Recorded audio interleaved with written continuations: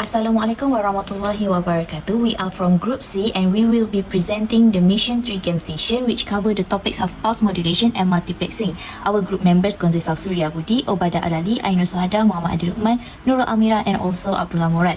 So we will first look at what is the meaning of multiplexing. So multiplexing is actually the process of sending two or more signals simultaneously over a shared medium. It means we can send signals at the same time by using the multiplexer. The objective of this multiplexing process is to increase the capacity of transmission channel. So we will first take a look at what is the three multiplexing methods, which are frequency division multiplexing (FDM), time division multiplexing (TDM), and also space division multiplexing (SDM).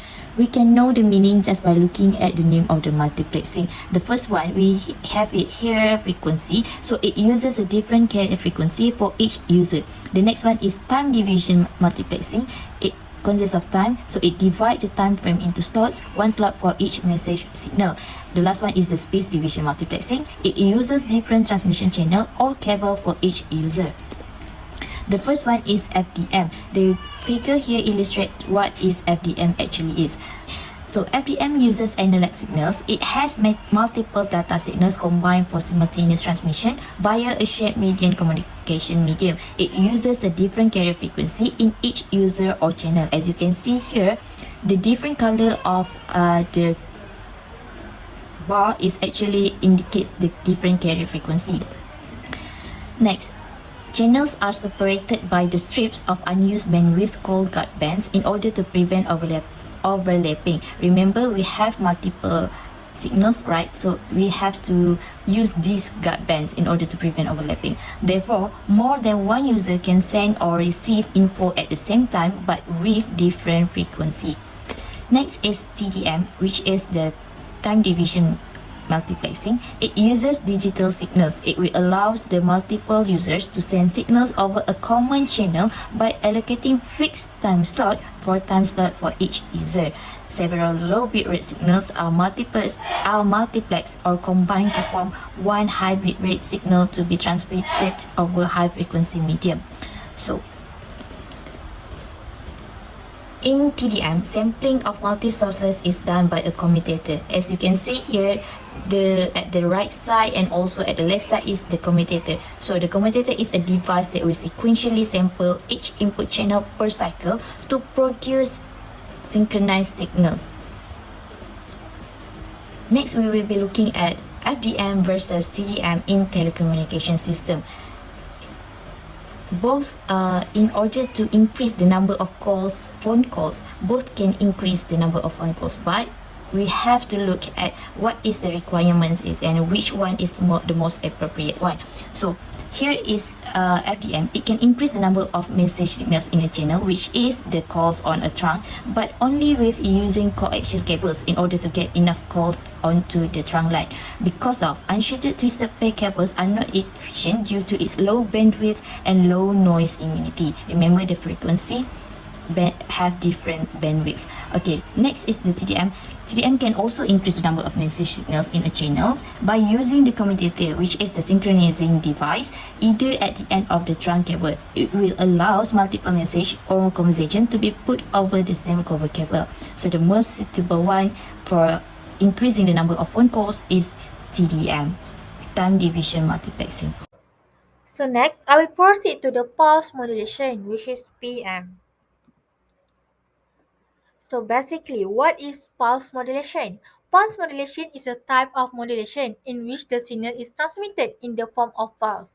It can be used to transmit analog information. In pulse modulation, continuous signals are sampled at regular intervals. So next, there are two types of modulation, which are analog and digital.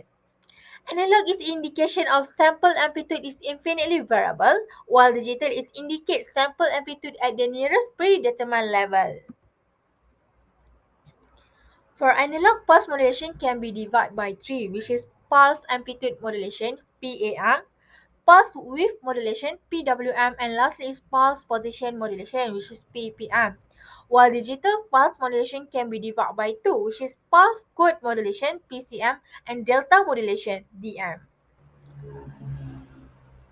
Next, this is the process in pulse modulation, which is PAM, PWM, PPM is analog signal, while PCM and DM is digital signals. So basically, the information signal must be changed from analog signal to digital form so that it can be transmitted through this network. Other than that, PAM, PWM, PPM will undergo sampling, while PCM and DM will undergo sampling, quantization, and coding. Next is frequency range. Frequency range that can be detected by human ear are from about 20 Hz to 20 kHz. In telecommunication, we use voice frequency band from about 300 Hz to 3.4 kHz. Only need to encode enough to make a reasonable digital reproduction of the voice when converting analog to digital. So I'm Surya. I will take over from this part. So we are going to explain about the sampling.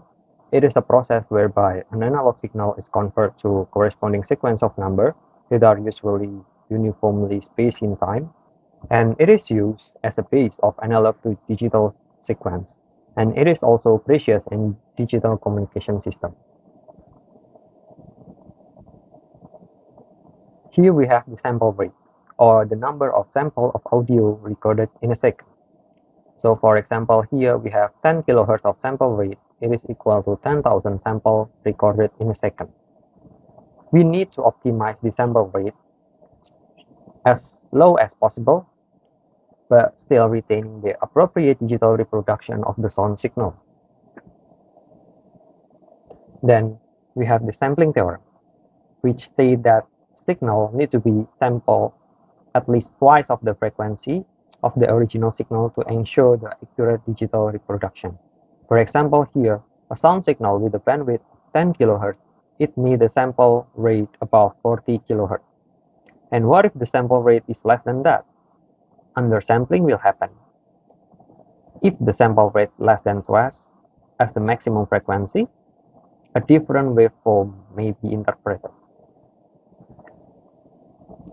And here is the bit depth, or the number of bits of information in each sample. High bit depth is needed to have more accurate recording. Then the next part is the quantization.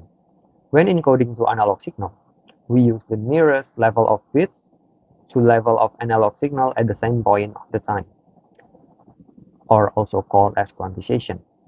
It is a process of encoding a sample of audio to digital signal.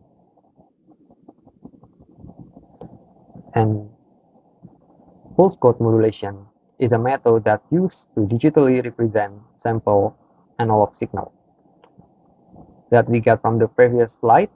For example, we have the voice frequency band is equal to 4 kHz, and then by using the sampling theorem, sample rate is equal to 2 times 4 kHz, which is equal to 8 kHz of the sample rate.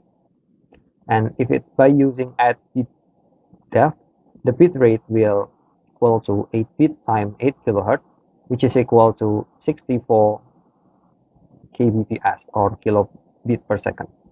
Encoding voice in this way is known as pulse code modulation. Then we have the line coding, which is a process of converting a digital signal to a format that can be transmitted by using the phase modulation. It is used for data transmission of digital signal over a transmission line. This is the process of coding that can avoid the overlap and distortion of the signal. So that's it from our part. Thank you very much.